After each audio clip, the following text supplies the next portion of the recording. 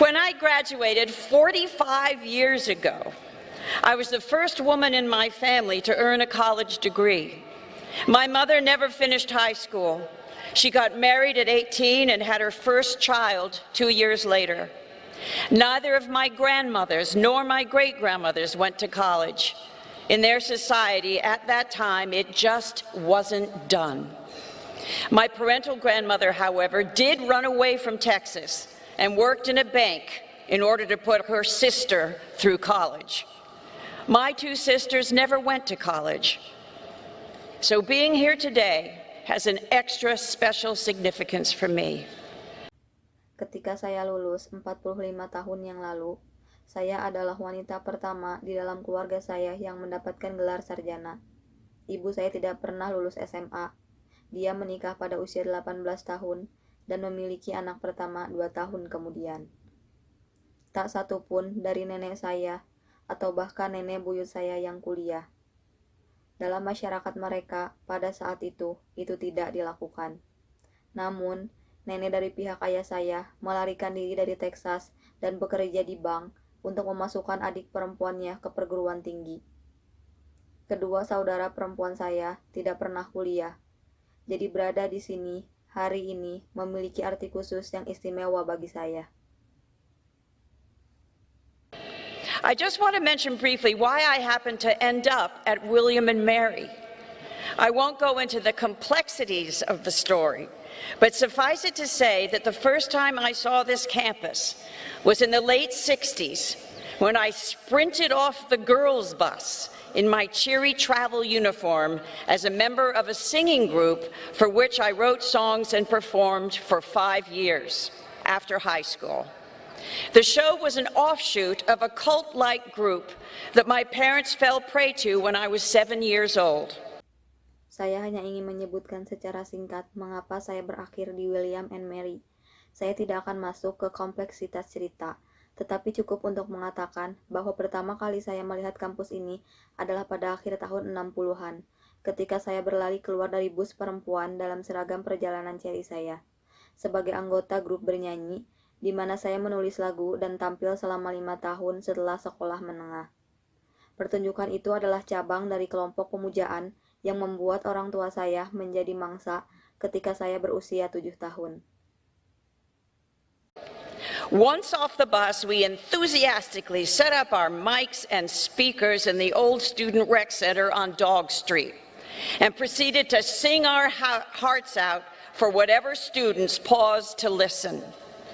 As I sang the simplistic songs and did the regimented choreography, I studied the students who were lounging on the furniture or leaning against the walls, and there came a moment when I knew that I had to somehow leave the group and come get my education here. Begitu turun dari bus, kami dengan antusias mengatur mikrofon dan pengeras suara kami di Student Rec Center tua di Dog Street, dan mulai menyanyikan lagu kami dengan sepenuh hati. Mahasiswa manapun berhenti untuk mendengarkannya. Ketika saya menyanyikan lagu-lagu sederhana dan melakukan koreografi yang teratur, saya mempelajari para mahasiswa yang duduk-duduk di furnitur atau bersandar di dinding. Dan tiba saatnya ketika saya tahu bahwa saya harus meninggalkan grup dan mendapatkan pendidikan di sini. And I want you to know why. It was because almost to a person, they were looking at us like this.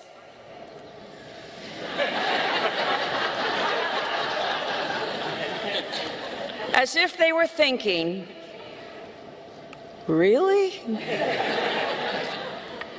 That's what I'd been secretly feeling for a long, long time. But I hadn't had the courage to face it and to do something about it. Really? Is this really who I am? Somehow, in spite of my ignorance, I sensed that on this campus, I would find kindred souls. Dan kalian ingin tahu kenapa? Itu karena hampir semuanya mereka melihat kepada kami seperti ini. Seolah-olah mereka berpikir, benarkah? Itulah yang saya rasakan secara diam-diam sejak lama, tetapi saya tidak berani untuk menghadapinya. dan melakukan sesuatu untuk itu. Benarkah? Apakah ini benar-benar siapa saya? Entah bagaimana, terlepas dari ketidaktahuan saya merasakan bahwa di kampus ini, saya akan menemukan jiwa yang sama. So eventually, against their wishes and with no encouragement whatsoever, I left the group, and 49 years ago, I entered the College of William and Mary in Virginia as a 22-year-old clueless freshman with an essentially empty toolbox and a passionate determination to get a liberal arts education and to become an actress. Jadi pada akhirnya, melawan keinginan mereka dan tanpa dorongan apapun, saya meninggalkan grup. Dan 49 tahun yang lalu, saya memasuki Universitas William and Mary di Virginia.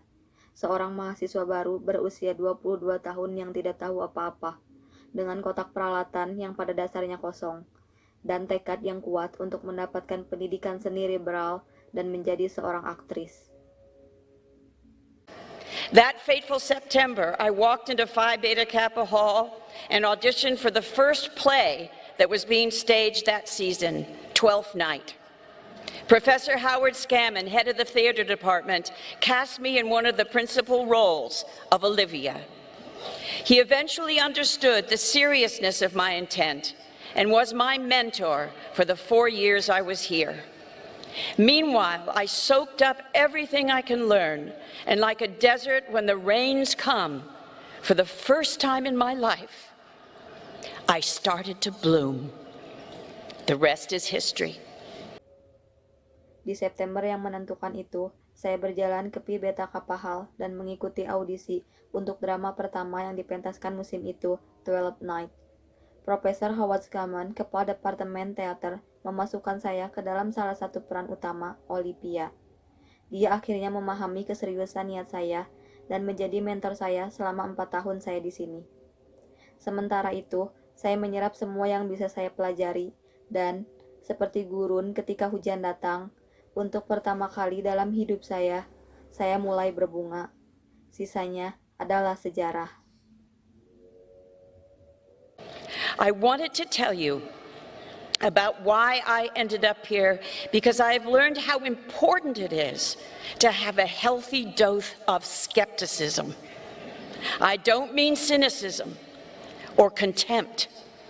I mean the crucial ability to question and assess from a dispassionate, objective point of view whatever beliefs or tribes you eventually choose to espouse. It doesn't come to me naturally. I had been raised to be a total believer, to not question. But for me, coming into this ideas-rich community, having had all my beliefs and behaviors dictated to me from the age of 7, it was vital that I learn how to question. Saya ingin memberitahu kalian mengapa saya berakhir di sini, karena saya belajar betapa pentingnya memiliki dosis skepsis yang sehat. Maksud saya bukan sinisme atau penghinaan. Maksud saya adalah kemampuan krusial untuk bertanya dan menilai. Dari sudut pandang objektif yang tidak memihak. Kepercayaan atau suku apapun yang pada akhirnya kalian pilih untuk dianut. Itu tidak datang kepada saya secara alami. Saya telah dibesarkan untuk menjadi orang yang benar-benar percaya, untuk tidak mempertanyakan. Tetapi bagi saya, datang ke komunitas yang kaya ide ini, setelah semua keyakinan dan perilaku saya yang didiktekan kepada saya sejak usia 7 tahun, sangat penting bagi saya untuk belajar bertanya. You have a much harder time of it now than I ever had. When I graduated, there was no internet. You wrote your papers on typewriters. There was no Facebook, Twitter, or Instagram. I didn't have the added enormous pressure of social media against which to develop as an adult. I think my mind would have exploded. I didn't have that insistent, seductive noise in my pocket and at my fingertips. Even now, I try to question, but how do I maintain my individuality without thinking that I am somehow not relevant, not hip enough, rich enough, not posting enough, that I don't have enough followers. Kalian memiliki waktu yang jauh lebih sulit sekarang daripada yang pernah saya miliki. Ketika saya lulus tidak ada internet. Anda menulis skripsi Anda di mesin tik. Tidak ada Facebook, Twitter, atau Instagram. Saya tidak memiliki tekanan tambahan yang besar dari media sosial untuk berkembang sebagai orang dewasa. Saya pikir pikiran saya akan meledak. Saya tidak bersikeras, suara menggoda di saku dan ujung jari saya. Bahkan sekarang, saya mencoba mempertanyakan, tetapi bagaimana saya mempertahankan individualitas saya tanpa berpikir bahwa saya entah bagaimana tidak relevan, tidak cukup keren, cukup kaya, tidak cukup memposting, bahwa saya tidak memiliki cukup pengikut. What each of you have, and what each of you must believe in from this day forward, is your inherent uniqueness, your singular point of view. No one looks out into the world through your eyes. Your perspective is unique. It's important, and it counts. Try not to compare it to anyone else. Accept it, believe in it, nurture it. Stay fiercely, joyously connected to the friends you have made here. Those who you love and trust, you will have each other's backs for the rest of your lives. I wish I were funny like Robin Williams. Don't we all? I wish I could make you laugh so hard you'd fall off your chairs.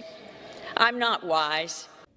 Apa yang kalian masing-masing miliki dan apa yang harus kalian percaya sejak hari ini adalah keunikan bawaan kalian, sudut pandang tunggal kalian. Tidak ada yang melihat ke dunia melalui mata kalian. Perspektif kalian itu unik. Ini penting dan bernilai. Cobalah untuk tidak membandingkannya dengan orang lain. Terima itu, percaya pada itu, dan peliharalah. Tetap terhubung dengan penuh kegembiraan dengan teman-teman yang telah kalian buat di sini. Dengan mereka yang kalian cintai dan percayai, kalian akan saling mendukung selama sisa hidup kalian. Saya harap saya lucu seperti Robin Williams. Saya harap saya bisa membuat kalian tertawa begitu keras hingga kalian jatuh dari kursi kalian. Saya tidak bijaksana. I've had the lucky chance to learn by doing. After being in my profession for 45 years, though, I have learned a few things that I want to briefly share with you today.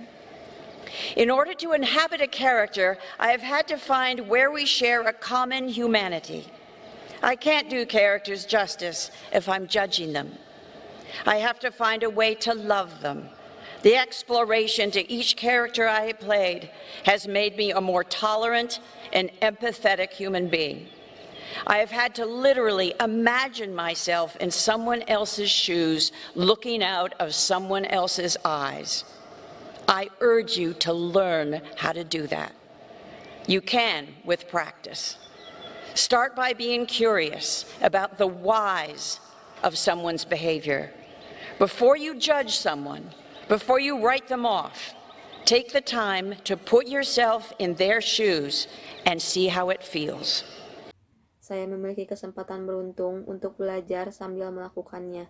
Namun, setelah berada dalam profesi saya selama 45 tahun, saya telah belajar beberapa hal yang ingin saya bagikan secara singkat kepada kalian hari ini. Untuk menghuni suatu karakter, saya harus menemukan di mana kami berbagi kemanusiaan yang sama. Saya tidak bisa melakukan keadilan karakter jika saya menghakimi mereka. Saya harus menemukan cara untuk mencintai mereka. Eksplorasi setiap karakter yang saya mainkan membuat saya menjadi orang yang lebih toleran dan berempati. Saya harus benar-benar membayangkan diri saya di posisi orang lain, memandang keluar melalui mata orang lain.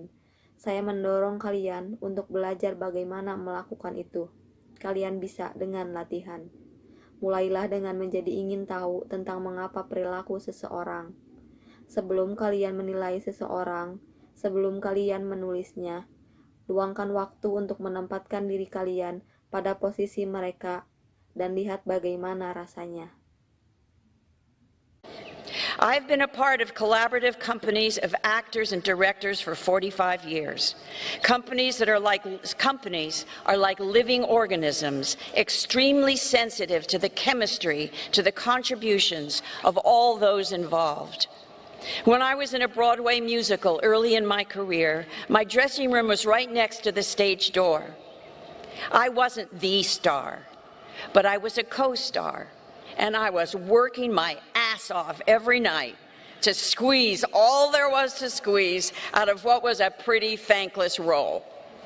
It was hard work.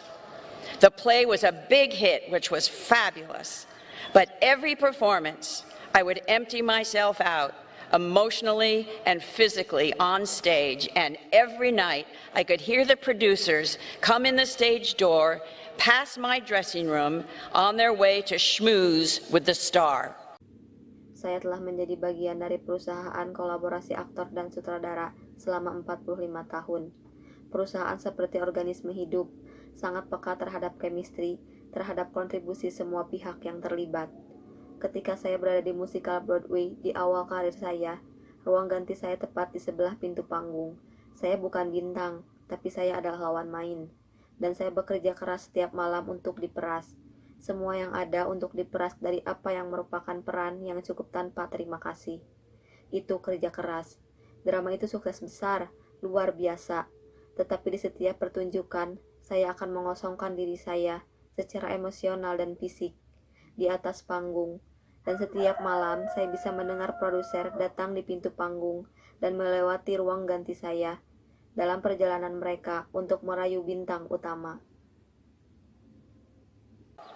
It really hurt that they never knocked on my door, not to schmooze or hang out, but to simply say thank you for the hard work, 8 shows a week, for which they were reaping huge benefits. I remember that hurt, and because of it, when I'm a member of a company, especially if I'm leading that company, I am careful to notice everyone on the team, learn about what they do, and thank them. People like the craft service guy on a movie set, who gets up earlier than everyone else and leaves the set after everyone else, who hauls heavy urns of coffee and food from location to location, rain or shine, to be aware of and to sincerely appreciate the contributions of everyone on a team makes a palpable difference. Then there is kindness. Itu sangat menyakitkan bahwa mereka tidak pernah mengetuk pintu saya, bukan untuk mengobrol atau bergaul, tetapi untuk sekedar mengucapkan terima kasih atas kerja keras 8 pertunjukan seminggu yang mereka menuai manfaat besar. Saya ingat itu menyakitkan, dan karena itu, ketika saya menjadi anggota sebuah perusahaan, terutama jika saya memimpin perusahaan itu, saya berhati-hati memperhatikan semua orang di tim, belajar tentang apa yang mereka lakukan, dan berterima kasih kepada mereka.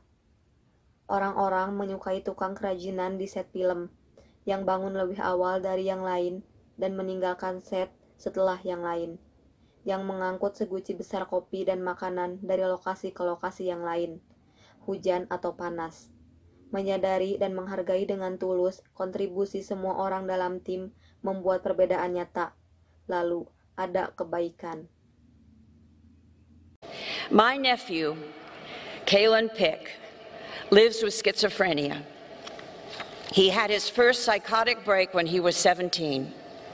My sister Jessie, Kalen's mom, lives with bipolar disorder. 10 years ago, we founded Bring Change to Mind to fight against the stigma around mental illness, because they found that stigma is as hard, sometimes harder, than the diseases themselves. We decided to talk about mental illness and stigma on a national platform. Jessie and Kalen were inconceivably courageous, because 10 years ago, not many people were talking about it. The fact is that conservatively, 1 in 6 of us is touched in some way by mental illness. It makes absolutely no sense to me that we don't talk about it like any other chronic illness.